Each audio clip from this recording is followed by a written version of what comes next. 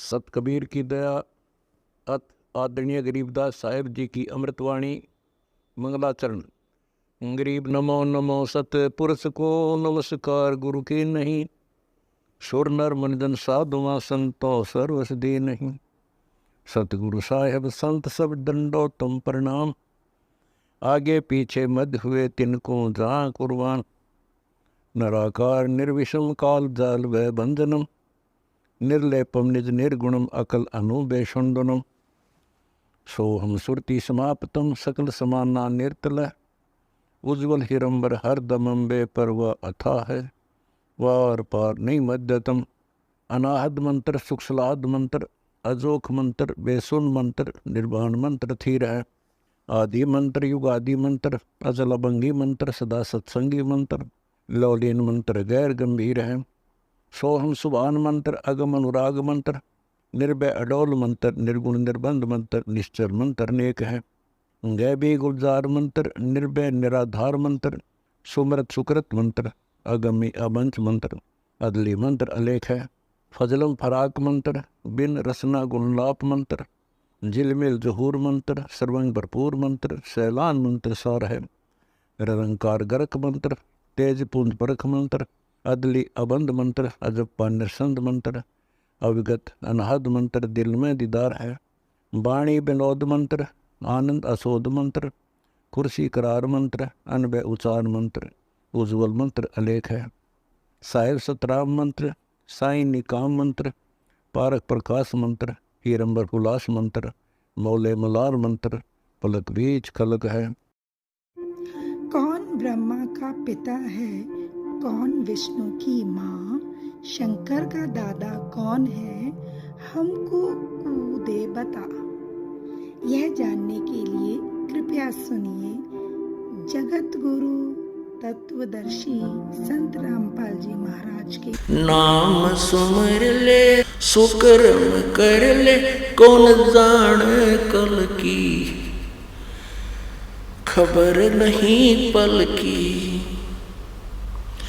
कौड़ी कौड़ी माया जोड़े, बात करे छल की। कौड़ी कौड़ी माया जोड़े, बात करे छल की। पाप पुण्य की या बांधली गठरिया, कैसे हो हल्की। पाप पुण्य की बांधी पोटरिया, कैसे हो हल्की। नाम सुमर ले सुकुर्म कर ले, कौन जाने कल की, खबरिया नहीं पल की। नाम सुमर ले सुकर्म कर ले, कौन जाने कल की, खबरिया ना पल की। मात पिता परिवार भाई बंधु, ये तरिया मतलब की। मात पिता परिवार भाई बंधु, तरिया मतलब की। चलती बरिया कोई ना साथी, या मट्टी जंगल की, खबर नहीं पल की। नाम सुमर ले सुकर्म कर ले, कौन जाने कल की, खबर नहीं पल की। नाम सुमर ले सुकर्म कर ले, कौन जाने कल की, खबर नहीं पल की। तारों बीच चंद्रमा जो झलके, तेरी महिमा जला झलकी। तारों बीच चंद्रमा जो झलके, आज तेरी महिमा जला झलकी। बने कुकरा बेस्टा खावे, अब बात करे बल की, खबर नहीं पल की। नाम सुमर ले सुकर्म कर ले, कौन जाने कल की, खबर नहीं पल की। ये संसार रैन का सपना, जैसे ओस बूंद जल की। ये संसार रैन का सपना, जैसे ओस बूंद जल की। सतनाम बिना सब है साधना, जैसे गारा दल दल की, खबर नहीं पल की। नाम सुमर ले सो कर्म कर ले, कौन जाने कल की, खबरिया ना पल की। अंत समय जब चले अकेला, तेरी आंसू ने न ढल की। अंत समय जब चले अकेला, आंसू ने न ढल की। कहे कबीर शरण गए हमरी, कहे कबीर शरण गए मेरी, हो रक्षा जल थल की, खबर नहीं पल की। नाम सुमर ले सुकर्म कर ले, कौन जाने कल की, खबर नहीं पल की। अंत समय जब चले अकेला, आंसू ने न ढल की। अंत समय जब चले अकेला, आंसू ने न ढल की। कहे कबीर शरण गए मेरी, हो रक्षा जल थल की, खबर नहीं पल की। अब परमात्मा कितना निर्णायक बताते हैं। तो इसने इन्होंने लिखा कि ये तीनों भगवान रजगुण ब्रह्मा सदगुण विष्णु तमगुण शिव जी ही इन जीव को कर्मों के बंधन में बांधने के मुख्य कारण है। जैसे अभी 14वें अध्याय का 5वां श्लोक आपने पढ़ा, उसमें भी यही लिखा है कि प्रकृति से उत्पन्न ये तीनों गुण, प्रकृति दुर्गा है, दुर्गा से उत्पन्न तीनों गुण रजगुण ब्रह्मा सदगुण विष्णु तमगुण शिव जी ये कर्मों के जीव को कर्मों के बंधन में बांधे रखते हैं। और यहां भी वही लिखा है 15वें अध्याय का दूसरा श्लोक आप पढ़ रहे हो कि ऊपर और नीचे फैली हुई है। ऊपर और नीचे यानी ऊपर स्वर्ग में और यहाँ पृथ्वी पर और नीचे पाताल लोक में। और यही कर्मों के अनुसार जीव को बंधन की मुख्य कारण है। मूलानी, ये देखिए ये 15वें अध्याय का और ये जो है दूसरा मंत्र चल रहा है। अब आपने पढ़ा अधः नीचे और ऊपर, सर्वत्र नहीं है, ऊर्ध्वम ऊपर फैली हुई है। मनुष्य लोक में, इस पृथ्वी लोक में को मनुष्य लोक कहते हैं। कर्मों के अनुसार बांधने वाली मूलानी ये मुख्य कारण है, ये जड़ है, यानी यही बांधती हैं तीनों ही कर्मों के आधार पर यह हमें बांधे रखते हैं। नीचे और ऊपर, ऊपर स्वर्ग लोक में, नीचे पाताल लोक में, सभी लोकों में नहीं, ये गलत अनुवाद किया है। अनुसंततानी यानी व्याप्त हो रही है, बस तीन ऊपर नीचे और यहाँ पृथ्वी पे 3 स्थानों पर ये व्याप्त है। अब देखिए आगे गीता ज्ञान दाता कह रहा है कि मैं जो तुझे गीता का ज्ञान दे रहा हूं, इस गीता ज्ञान के दौरान मैं तुझे सृष्टि रचना के विषय में नहीं बता सकता, क्योंकि मैं इससे अपरिचित हूं।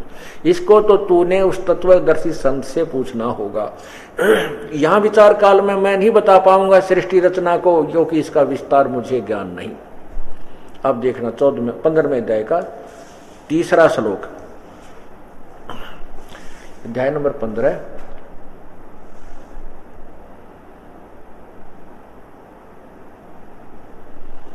अध्याय नंबर 15 और ये श्लोक नंबर 3, ये 3। इस संसार वृक्ष का स्वरूप जो मैंने बताया है, ऊर्ध्व मूलम अधः शाखम। क्या बताया इसने? ऊपर न तो मूल। अब गीता ज्ञान दाता ने तो 15वें अध्याय के प्रथम श्लोक और दूसरे में यह बताया कि ऊपर ने तो जड़, नीचे ने शाखा वाला, ये अविनाशी रूख वृक्ष है। और तो इसके सारे भी भाग बता देगा, जड़ क्या है, तना क्या है, डार क्या है, टहनी क्या है, पत्ते क्या है, पत्ते, तो वो तत्वदर्शी संत है। यहां खुद कहता है कि फिर क्या बताया कि इसके ऊपर को जड़ तो मूल मुख्य भगवान है, पूर्ण परमात्मा, और नीचे को तीनों गुण रूपी शाखा है। इतना तो दिया बता, रजगुण ब्रह्मा है, सतगुण विष्णु, तमगुण शिव जी। शेष मैं नहीं जानता, यहां विचार काल में मैं नहीं बता पाऊंगा। अब देखिए अध्याय नंबर 15 का ये श्लोक नंबर 3, इसमें लिखा है कि इस संसार वृक्ष का स्वरूप जैसा कहा है वैसा यहां विचार काल में, यानी गीता के ज्ञान में, वैसा यहां जैसा कि सृष्टि ऊपर में जड़ है, नीचे को तीनों गुण रूपी शाखा है, और विशेष विचार जो विशेष ज्ञान है इसके अतिरिक्त, वैसा जैसा वास्तविक इसका स्वरूप है वो मैं नहीं जानता, वैसा यहां विचार काल में नहीं पाया जाता, नहीं पाया जाता। यानी गीता का ज्ञान दिया जा रहा है, इस विचार काल में नहीं पाया जाता, क्योंकि न तो इसका आदि है और न इसका अंत है, तथा न इसकी अच्छी प्रकार सतिथि है। यानी मुझे इसका पूर्ण रूप से ज्ञान नहीं है। इसलिए इस सो विरुद्ध मूलम हमने संस्कृत भी पढ़नी आवे, ऐसी बात नहीं, क्योंकि ये लिपि देवनागरी है। सो विरुद्ध मूलम माने अच्छे दृढ़ मूल वाले, यानी उस सतलोक रूपी जो जड़ है पूर्ण परमात्मा है वो अति दृढ़ है, सो विरुद्ध है, क्योंकि वो अविनाशी है। अति दृढ़ मूल वाले संसार रूपी पीपल के वृक्ष को क्या लिखा है कि दृढ़ेन असंग शस्त्रेण छित्वा, वैराग्य रूप शस्त्र द्वारा नहीं, यहाँ लिखना है तत्वदर्शी तत्व ज्ञान रूपी शस्त्र द्वारा काट के। इन अनुवाद गलत किया है, यहाँ लिखना है असंग शस्त्रेण माने सच्चे मनते ग्रहण करके तत्वदर्शी संत के पास जाकर तत्व ज्ञान ग्रहण करने के बाद उस तत्व ज्ञान रूपी शस्त्र द्वारा काट के, अर्थात उसे अब इसमें स्पष्ट कर दिया है गीता ज्ञानदाता ने कि इस संसार रूपी वृक्ष के विषय में मैं कंप्लीट नहीं जानता, या विचार काल में मैं नहीं बता पाऊंगा आपको। इसको तो उस तत्व ज्ञान रूपी शस्त्र काट के, अर्थात तत्व ज्ञान रूपी शस्त्र से काटने का अर्थ है कि जैसे गोला तोब का करता चला मैदान, उस तोब के गोले ते समझ इसने उसको उससे काट कर, अर्थात उससे पूर्ण ज्ञान समझ कर फिर अब देखना चौथे 15वें अध्याय का चौथा श्लोक यहां से जुड़ता है कि उसके बाद उस परमेश्वर के उस परम पद की खोज करनी चाहिए, उस शाश्वत स्थान की, जो 18वें अध्याय के 62वें श्लोक में कहा है। उस तत्व परम परमेश्वर के उस परम पद की खोज करनी चाहिए, जहां जाने के बाद साधक फिर लौट कर संसार में कभी नहीं आते, यानी वो पूर्ण मुक्ति प्राप्त कर जाते। और गीता ज्ञानदाता कहता मैं भी उसी की शरण में हूं, उसी की पूजा करनी चाहिए, वही पूजा के योग्य है। तो इससे यह भी सिद्ध हो गया कि 7वें अध्याय के 18वें श्लोक में अनुत्तम का अर्थ अति उत्तम समास के आधार पर भी फिट नहीं होता। अब देखना, अभी आपने तीसरा श्लोक 15वें अध्याय का, अब चौथा श्लोक पढ़िए, यही अध्याय नंबर 15 और ये श्लोक नंबर 4, इसका अनुवाद यहां किया इन्होंने।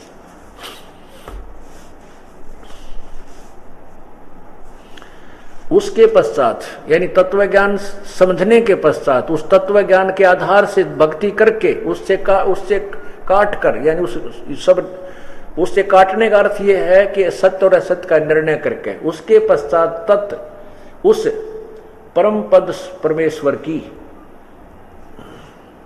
भली बात को, परम पद रूप परमेश्वर को, परम पद रूप परमेश्वर को भली बाती खोजना चाहिए, जिसमें गए हुए साधक पुरुष साधक फिर लौटकर संसार में नहीं आते। और जिस परमेश्वर से यानी गीता ज्ञान दाता से अन्य कोई भगवान है जिसने सृष्टि रचना की है, जिस परमेश्वर से पुरातन संसार वृक्ष की प्रवृत्ति विस्तार को प्राप्त हुई है, अर्थात जिसने सारे संसार की रचना की है, सृष्टि रचना जिसने की है, उसी, और खुद गीता ज्ञानदाता कहता उसी आदि पुरुष नारायण के मैं शरण हूं। गीता ज्ञानदाता कह रहा मैं भी उसी के अधीन हूं। इस प्रकार दृढ़ निश्चय करके उस परमेश्वर का मनन और निधिध्यासन करना चाहिए। स्पष्ट हो गया कि गीता ज्ञानदाता कहता मैं भी उसी की शरण में हूं और उस परमात्मा की भक्ति ही करनी चाहिए। अब उसके बारे में तत्वदर्शी संत क्या बताएगा ये आपके समक्ष है। ये देखिएगा, संसार रूपी वृक्ष, अक्षर पुरुष एक पेड़ है, ये इतना अक्षर पुरुष एक पेड़ है, निरंजन वा की डार, यो अक्षर पुरुष तना, ये यहां से पेड़ नजर आता जमीन से निकलते। अक्षर पुरुष एक पेड़ है, निरंजन वा की डार, यो देखो ब्रह्म, ये एक डार है, इसको ब्रह्म कहो, क्षर पुरुष कहो, ज्योति निरंजन कहो, काल कहो, ब्रह्मा विष्णु महेश का पिता कहो। निरंजन वा के डार तीनों देवा शाखा है ये पातरोप संसार। उस सवसम वेद में परमात्मा ने स्पष्ट कर दिया कि ये अक्षर पुरुष जो पेड़ क्योंकि पृथ्वी से बाहर जो नजर आता है उसको वृक्ष बोलते हैं, तो तना तो अक्षर पुरुष पर ब्रह्म है, और जड़ कौन है? वो पूर्ण ब्रह्म है, परम अक्षर ब्रह्म है। तो ये जड़ जो है ये तो परम अक्षर ब्रह्म है, ये जड़ है, पूर्ण ब्रह्म कबीर साहिब है, इसको परम अक्षर ब्रह्म भी कहते हैं, क्योंकि यहीं से सबको खुराक चलती है।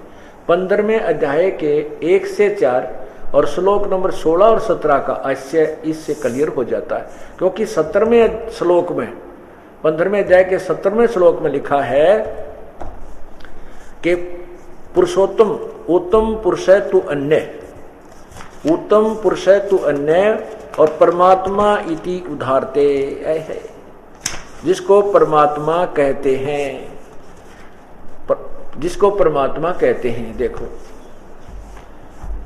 उत्तम पुरुष है तू अन्य, 15वां अध्याय है ऊपर ये, और नीचे आइए, उत्तम पुरुष यानी श्रेष्ठ भगवान तो कोई और है जो 16वें अध्याय में 2 बताए, उनसे न्यारा है। उत्तम पुरुष तो अन्य, और जो तीनों लोकों में, यहां देखो जैसे इसमें लिखा इस संसार में नासवान और अविनाशी 2 प्रकार के पुरुष, ये 16वें श्लोक में लिखा है 2 प्रकार के भगवान हैं, और इनके शरीर में संपूर्ण प्राणियों के शरीर नासवान और जीवात्मा विनाशी कहा है। इन दोनों भगवानों से इस संसार में अविनाशी, नासवान और विनाशी भी 2 प्रकार के पुरुष यानी भगवान, इन दोनों से आगे लिखा है 17वें में कि उत्तम पुरुष तो अन्य ही है, इन दोनों से भी न्यारा है। इसमें एक और बात जो मैं सिद्ध करना चाहता हूं वो ये है कि जो तीनों लोकों में प्रवेश करके सबका धारण पोषण करता है वो अविनाशी परमेश्वर परमात्मा इस प्रकार कहा गया है। अब यही है कि जैसे ये जड़, ये वृक्ष है, संसार रूपी वृक्ष, देखो अब इसमें जड़ है, इस जड़ से ही खुराक चलेगी, इस जड़ से आहार पौधे को चलेगा, इन सभी को ये जड़ रूपी पूर्ण परमात्मा ही इन सबको सबका पालन पोषण करता है। ये तीनों लोकों का पालन पोषण करता भी यही मूल रूपी भगवान है, यानी जड़ से खुराक चलती है, अर्थात परम अक्षर ब्रह्म ही सबका पालन पोषण करने वाला है, जो ब्रह्मा विष्णु महेश का भी, ब्रह्म इनके पिताजी का भी, ब्रह्म का भी और परब्रह्म का भी, ये पूर्ण ब्रह्म परम अक्षर ब्रह्म ही सबका पालन करता है। अब हमने उसी पालन कर पूर्ण परमात्मा की तलाश करनी है, उसके स्थान सतलोक में जाना है, उसके लिए अविधि आपको बताई जा रही है।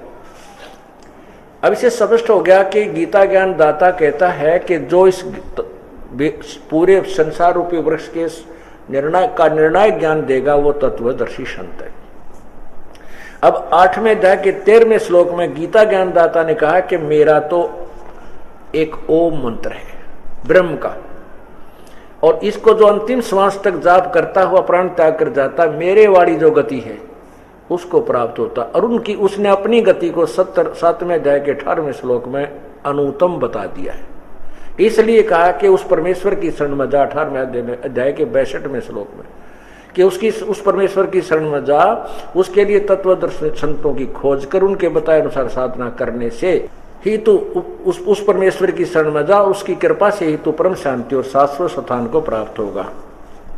ये देखियो 18वें अध्याय का 62वां श्लोक।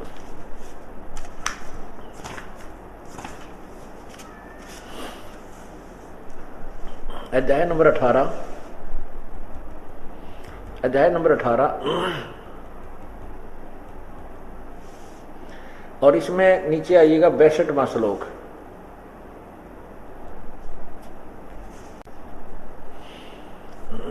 इसमें लिखा है, हे भारत सब प्रकार से उस परमेश्वर की शरण में जा। गीता ज्ञान दाता से कोई और भगवान पूर्ण परमात्मा परमेश्वर है, उस परमात्मा की कृपा से ही तो परम शांति और शाश्वतम स्थानम सनातन परम धाम को प्राप्त होगा। सनातन यानी सदा रहने वाला, हम इसको सतलोक कहते हैं। शाश्वतम स्थान को, सदा रहने वाले स्थान को हम सत्यलोक कहते हैं, तो सत्यलोक को चला जाएगा।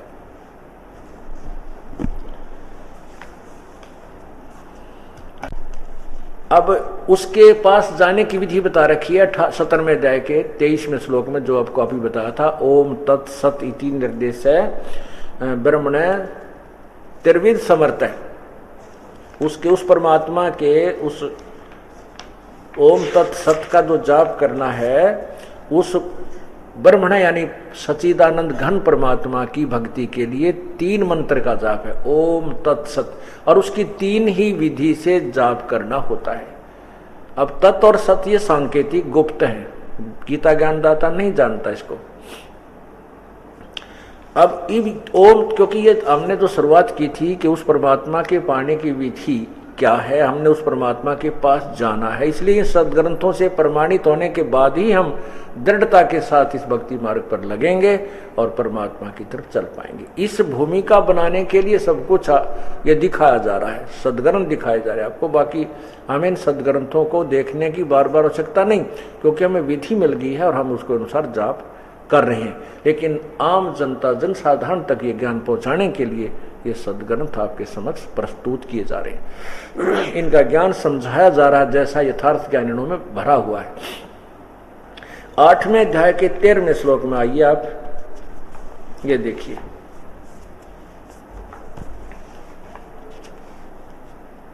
अध्याय नंबर 8, और यहां नीचे 12 और 13 का 2 का अनुवाद किया है। हम 13वां लेते हैं, नीचे वाला ये 13वां है, ये 12वां समाप्त हो गया यहाँ पर, ये 13वां है। ओम ओम इति, ओम इति एक अक्षरम ब्रह्म व्यवहारन माम अनुसमरण है। ओम इति एक अक्षरम ब्रह्म व्यवहारन माम अनुसमरण। माम ब्रह्म, मुझ ब्रह्म का, केवल इति माने यह ओम एक अक्षर है, स्मरण करने का स्पष्ट लिखा है। और ये पर्याति तजंदेहम, जो इसको श्वास, अंतिम श्वास तक, शरीर छोड़ते तक जाप करता है, पर्याति तजंदेहम स याति परमाम गतिम, अंतिम सांस तक जो इसका सिमरण करता रहता है वो परम गति को प्राप्त होता है। यानी इसने अपनी गति को पहले ही 7वें अध्याय के 18वें श्लोक में अनुत्तमाम बता दिया। मेरा ये मंत्र है और जो इसका अंतिम श्वास तक जाप करेगा वो मुझे प्राप्त होगा। 8वें अध्याय के 5 और 7 श्लोक में लिखा है कि मेरी साधना करेगा तो मुझे प्राप्त होगा। अपनी साधना को 7वें अध्याय के 18वें श्लोक में अनुत्तमाम, अति घटिया, श्रेष्ठ को कहा है। अब ओम जाप तो है ब्रह्म का, और तत् और सत, ये तत् शब्द है, ये सांकेतिक है, ये जाप है परब्रह्म का, ये अक्षर पुरुष का। और जो सत शब्द है ये मंत्र है परम अक्षर ब्रह्म का, पूर्ण ब्रह्म का, यानी परम अक्षर पुरुष का, उसका जाप है। तो इन तीनों का मंत्र जाप करना पड़ेगा और तीनों की विधि भी 3 प्रकार से है। इसके सिमरण की विधि भी त्रिविध है, 3 प्रकार से है। ओम ब्रह्म का जाप है, तत् ये सांकेतिक है, जो सतनाम बनता है, ओम और तत् को जोड़ के 2 अक्षर का सतनाम बनता है। तत् एक सांकेतिक शब्द है जो दास केवल उपदेशी को ही बताएगा। अब इसमें स्पष्ट किया 17वें अध्याय के 23वें श्लोक में कि ओम तत्सत, ये एक 3 विधि से जाप करने का है। ये देखिए, ये 17वां अध्याय, और यहां ये ओम तत्सत नीचे,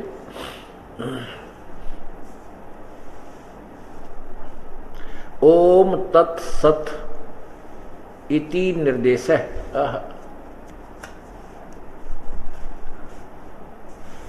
ओम तत्सत इति निर्देश है ब्रह्मणे। और ब्रह्मणे का अर्थ क्या लिखा है इन्होंने? सच्चिदानंद घन ब्रह्म।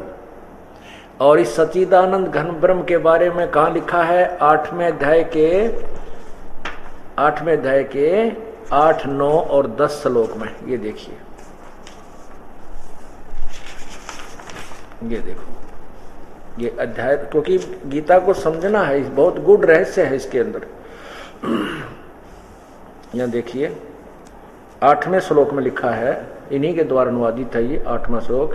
हे पार्थ, ये नियम है कि परमेश्वर के अध्ययन के अभ्यास रूप योग से युग दूसरी ओर न जाने वाले चित्त से निरंतर चिंतन करता हुआ परम दिव्य पुरुष यानी परमेश्वर को प्राप्त होता है। अब देखो, जो सर्वज्ञ अनादि सबका नियंता, ये 9वां श्लोक है 8वें अध्याय का। सूक्ष्म से अति सूक्ष्म सबका धारण पोषण करने वाला, जो 15वें अध्याय के 17वें श्लोक में कहा है। और अचिंत स्वरूप, सूर्य के सदृश चेतन स्वरूप, अविद्या से अति परे सच्चिदानंद घन परमेश्वर का स्मरण करता है। ये सच्चिदानंद घन परमेश्वर गीता ज्ञान दाता से कोई और है और उसका स्मरण करता है।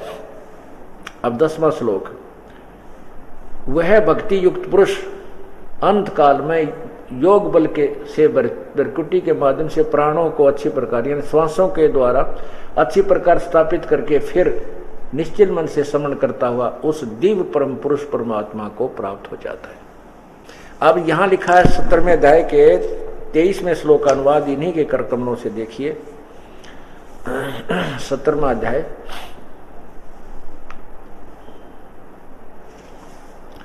23वां श्लोक, ओम तत्सत, यह 3 प्रकार से सच्चिदानंद घन ब्रह्म का नाम कहा है, क्योंकि उसके पाने में तीनों मंत्र सहयोगी हैं।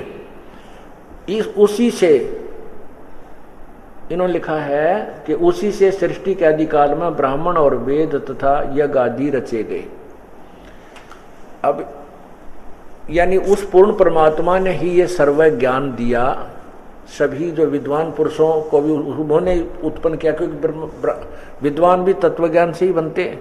तो अब कहने का भाव ये है कि उस परमात्मा की प्राप्ति 3 मंत्र से है। अब मैं जो जहां से पूरा ये शुरुआत की थी कि गीता ज्ञान के अनुवादकर्ताओं ने अनुवाद गलत कर दिए। अब ये 2 मिनट का सत्संग और है, प्रेम पूर्वक ध्यान से सुनना, जो इसका निष्कर्ष निकालने जा रहा हूं। अब ये गीता अध्याय नंबर 18 के 62 में कहा है कि तू सर्वभाव से उस परमात्मा की शरण में जा, उसकी कृपा से ही तू परम शांति और शाश्वत स्थान सतलोक को प्राप्त होगा। वहां जाने के लिए विधि बताती है कि मेरा ओम नाम है, और उसके पाने के लिए बता दिया कि 17वें अध्याय के 23वें श्लोक में ओम तत्सत, केवल यही निर्देश है उसके जाप करने का, उसको तत्वदर्शी संत बताएगा। उसके आधार पर साधना करने से जब तू उसके पास जाना चाहता है,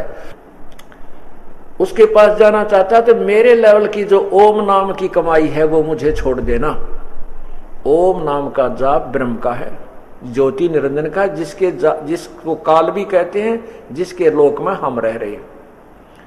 और उसको पूर्ण परमात्मा के पास जाने के लिए अब क्या करते, ओम नाम का जाप हम करते थे पहले जब पूर्ण ज्ञान नहीं था, तो ओम नाम के प्रतिफल में हम ब्रह्मलोक में चले जाते थे। 8वें अध्याय के 16वें श्लोक में गीता जी में लिखा कि ब्रह्मलोक तक सभी नाशवान है, वहां तक भी सथाई नहीं है। तो अब हम पुण्य को वहां खा लेते थे, समाप्त कर देते थे ब्रह्मलोक में ब्रह्म ओम नाम के जाप को। लेकिन अब हम उसके बाद फिर हम अपने पाप कर्मों को यहाँ भोगते थे। 84 लाख योनियों में गधे कुत्ते सुअर बनकर या नरक में जाते थे। अब हम ओम नाम की कमाई को व्यर्थ नहीं करेंगे, हम इसको ब्रह्म को छोड़ देंगे, इसको दे देंगे, ये हमारा पीछा छोड़ देगा, ये हमें ऋण मुक्त कर देगा। फिर हम उस परमात्मा के पास ले जाएंगे। वहां जाने के लिए वो अन्य 2 मंत्रों की कमाई, तत् और सत की, वो अलग से हमें काम करेगी। पर ब्रह्म को हम उसके ब्रह्म तत् के मंत्र के जाप की कमाई छोड़ देंगे, फिर हम सत, वो वास्तविक जो मंत्र है वो हमें सतलोक ले जाएगा। अब तत्व ज्ञान को ना समझकर गीता के अनुवादकर्ताओं ने 18वें अध्याय के 66वें श्लोक में व्रज का अर्थ आना कर दिया, जबकि जाना होता है। गो इंग्लिश के अंदर गो मीन जाना होता है, उसका अर्थ कहीं पर कम लिखा हो तो उसको आना लिखा हो तो वो आदमी, वो व्यक्ति इंग्लिश से परिचित नहीं है, इंग्लिश का जानकार नहीं है। यही समझना चाहिए। तो उसके पढ़ाए हुए विद्यार्थी भी फेल हो जाएंगे क्योंकि उसने कच्चा उल्टा ज्ञान पढ़ा है। अब देखिए गीता अध्याय नंबर 18,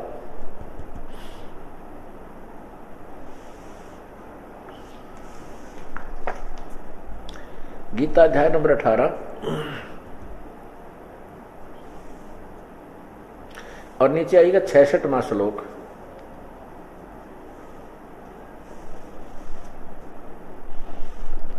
इसमें क्या लिखा है?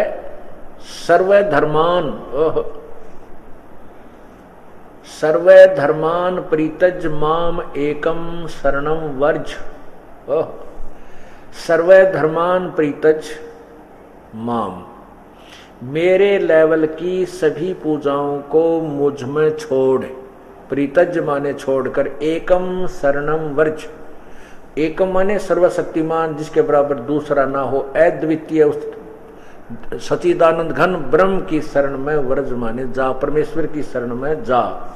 अहम तवा सर्व पापे भय मोक्षामी मां शुच, मेरे लेवल की जो पूजाएं हैं, ओम नाम का जाप है, वो मुझे छोड़ दे, मेरे में छोड़ दे, फिर मैं तुझे सब ऋणों से मुक्त कर दूंगा, सब पापों से मुक्त कर दूंगा, फिर उसकी शरण में जा।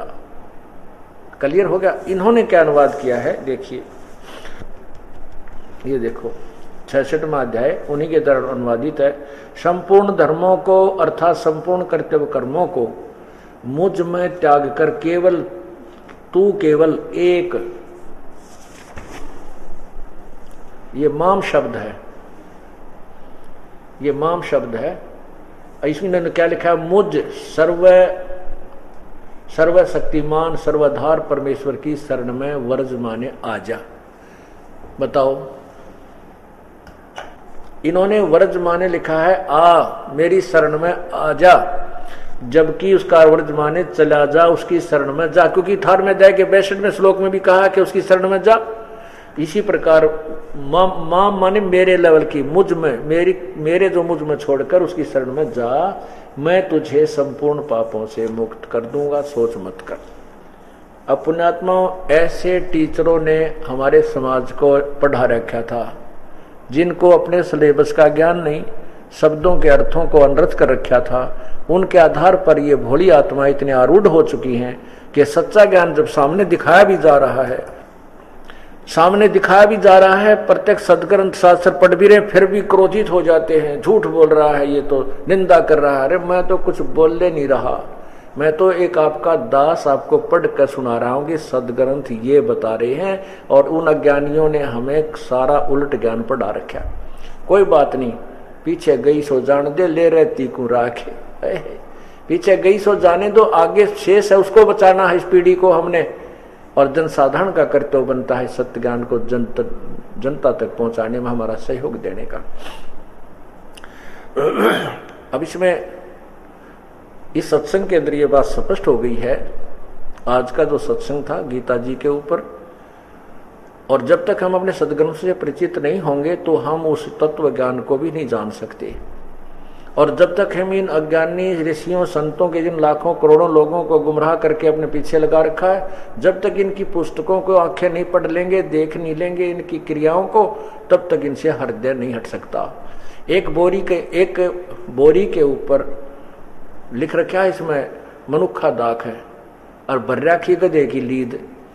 और जब तक खोल कर नहीं देखेंगे तो उस मनुखा दाख की तुलना नहीं करेंगे। मनुखा दाख ऐसी होती है, वह मीठी होती है, नरम नरम होती है।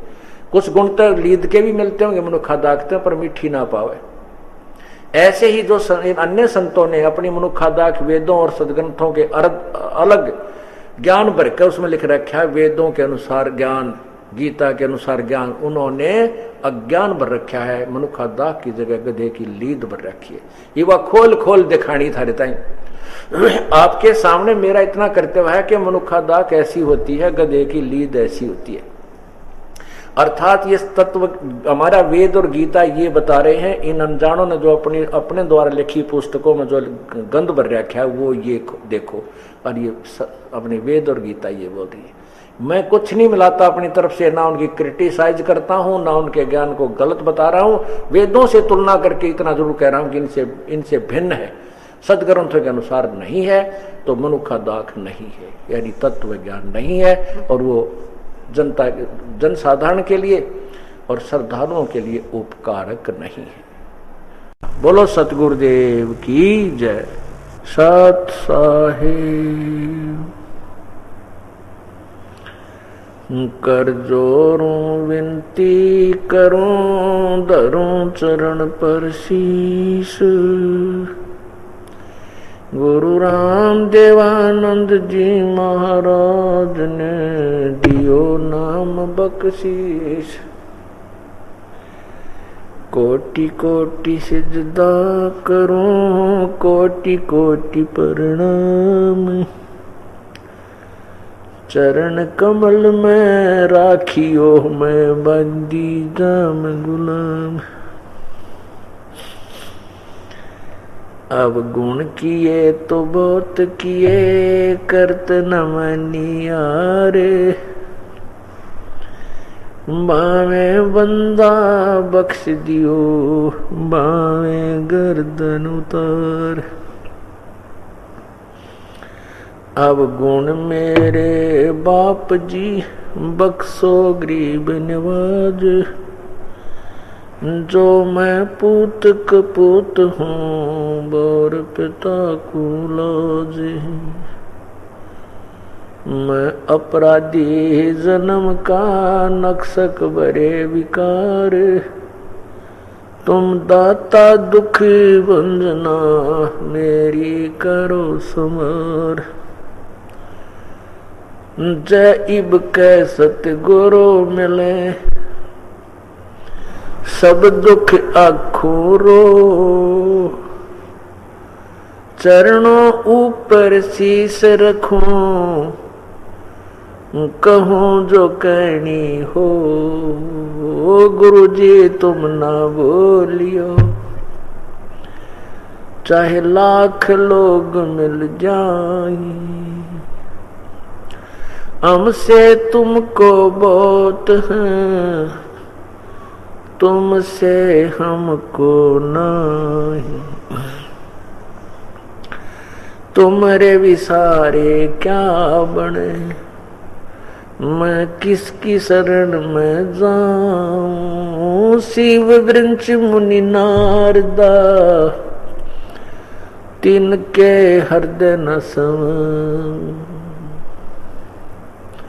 पूर्ण ब्रह्म कृपा निदान सुन के सब करता रे। गरीब दास मुझ दीन की रखियो बहुत संभार।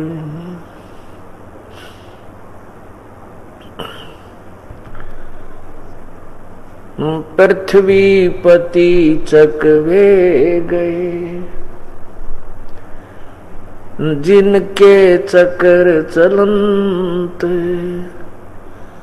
रावण सरीखे कौन गणे ऐसे गए अनंत।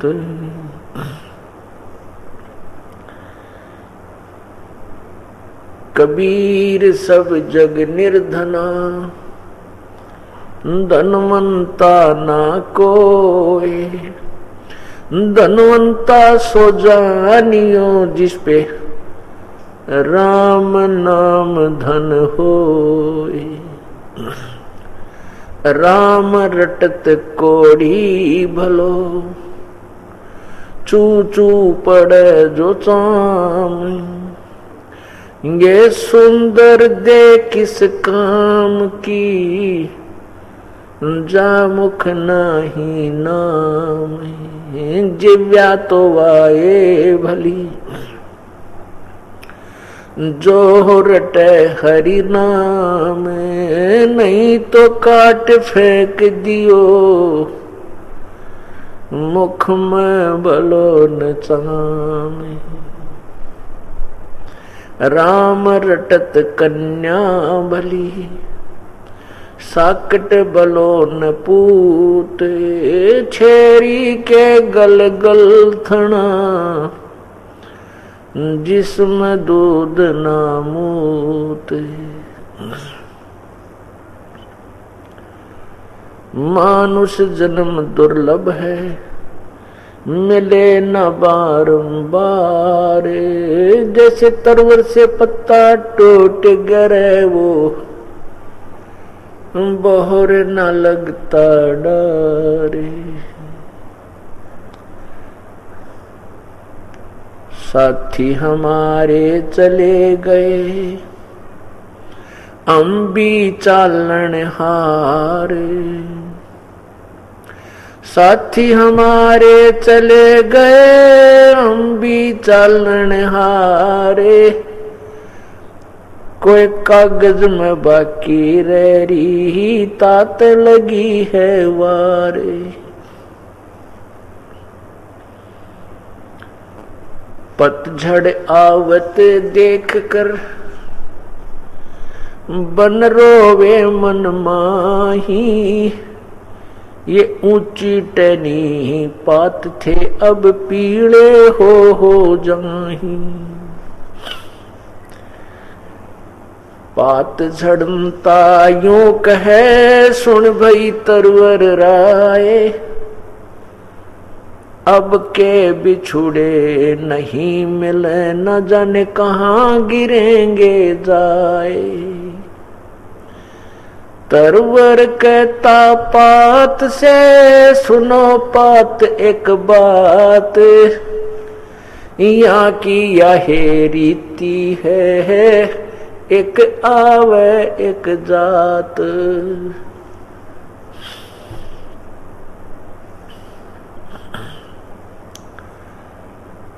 परमपिता परमात्मा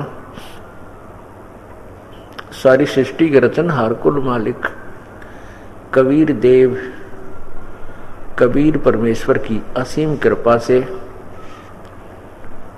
ये सत्संग समागम चल रहा है। उस प्रभु की रजा के बिना ये शुभ काम इस पृथ्वी पर नहीं हो सकते, क्योंकि ये काल शुभ कर्म नहीं होने देता।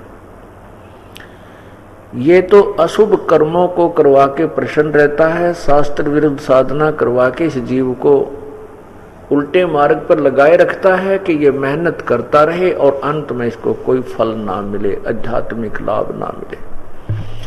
इसके लिए अपने दूत भेज देता है, वो शास्त्र विधि के विरुद्ध, शास्त्र के विरुद्ध ज्ञान प्रचार करते हैं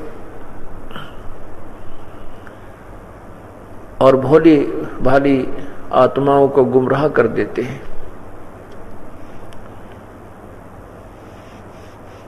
जब इस पृथ्वी के ऊपर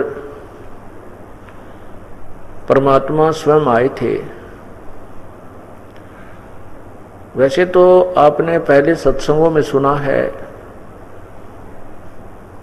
जैसा कि अभी परमेश्वर के प्रगट दिवस के ऊपर जून में 5 दिवसीय सत्संग चला था, उसमें कुछ विस्तृत व्याख्या की गई थी कि परमात्मा वो पूर्ण ब्रह्म प्रभु चारों योगों में यहाँ पर पृथ्वी लोक में आते हैं, काल के लोक में भी आते हैं और वो आकर के स्वयं ही अपने तत्व ज्ञान को स्वयं ही बताते हैं, स्वयं ही वे एक संत होते की भूमिका करते हैं, स्वयं ही एक सदगुरु की भूमिका करते हैं, स्वयं ही एक पूर्ण दास जो भक्त के लक्षण होते हैं, वो एक भक्त के लक्षण यानी भूमिका भी वो स्वयं ही करते हैं। उस समय आकर के उन्होंने शुभ समागम ये तत्व ज्ञान प्रारंभ किया था। उस समय भी परमेश्वर के पीछे ना जाने कितने ये अज्ञानी संत, अज्ञानी गुरु पीछे पड़ गए थे और परमात्मा के साथ अत्यधिक बदतमीजियां की गई थी।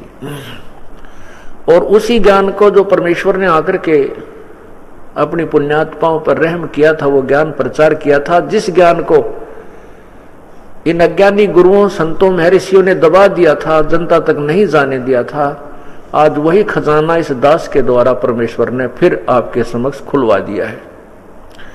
अब सभी शिक्षित हैं और अब ये तत्व ज्ञान पूरे विश्व में फैलेगा। पूरे विश्व में ब्रह्मा विष्णु महेश भी इस ज्ञान का लोहा मानेंगे, क्योंकि ब्रह्मा विष्णु महेश कोई दूर अलग नहीं है, वे भी हमारे जैसी आत्मा है। वो अब परमात्मा है। परमात्मा का अर्थ होता है श्रेष्ठ आत्मा है। जैसे ब्रह्मा विष्णु महेश एक बहुत ही नेक, दयालु और बहुत ही अच्छी आत्मा है। परमात्मा का अर्थ ये भी होता है यानी श्रेष्ठ आत्माएं।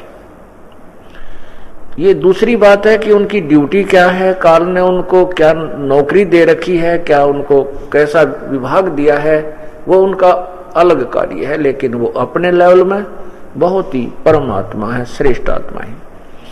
तो उनको भी ज्ञान नहीं है, तत्व ज्ञान से पूर्ण रूप से वंचित है।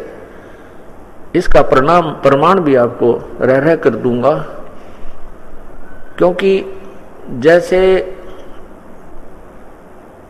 परमात्मा की कथा सुनो, परमात्मा की कथा की चर्चा करो। इसके अतिरिक्त जो भी बातें करते हो, सुनते हो, वह सब व्यर्थ है। ऐसे ही आध्यात्मिक वीडियो देखने के लिए हमारे चैनल विश्व विजेता संत रामपाल जी महाराज को